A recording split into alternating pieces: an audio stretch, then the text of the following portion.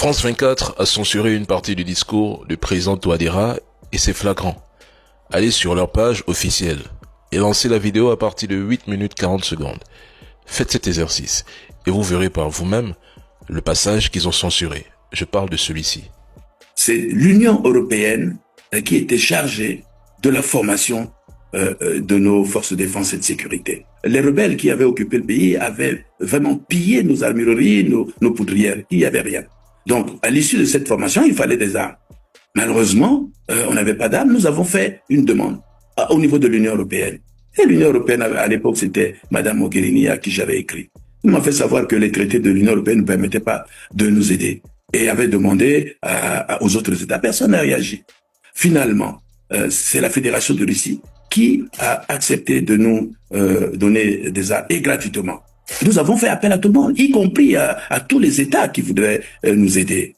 Seul le Rwanda et la Fédération de Russie avaient répondu favorablement. J'allais oublier, même la France aussi, la France avait demandé de survol des avions de chasse pour faire peur aux rebelles.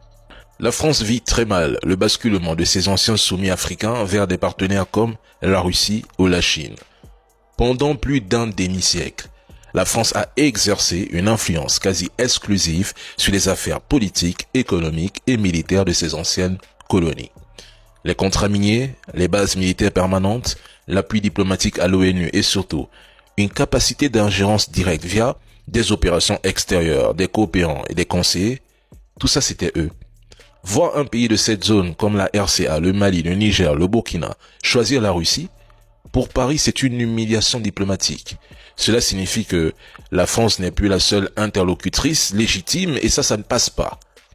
Avec la France, nous avons eu droit à des discours moralisateurs, paternalistes et souvent dépourvus de sincérité. Chaque partenariat s'accompagnait de conditions, de critiques voilées et d'une volonté de diriger nos choix sous prétexte d'aide ou de coopération. À l'inverse, avec la Russie, il ne s'agit pas seulement de livrer des armes ou de former des soldats. Il s'agit d'un soutien sans humiliation, d'un partenariat fondé sur le respect de la souveraineté. Moscou n'impose pas de modèle politique, ne dicte pas de réforme interne et ne s'arroge pas le droit de juger nos dirigeants africains.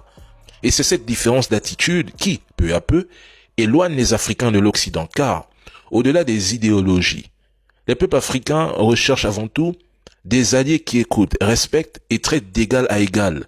Pas de tuteurs qui parlent d'aide tout en rappelant sans cesse leur supériorité morale.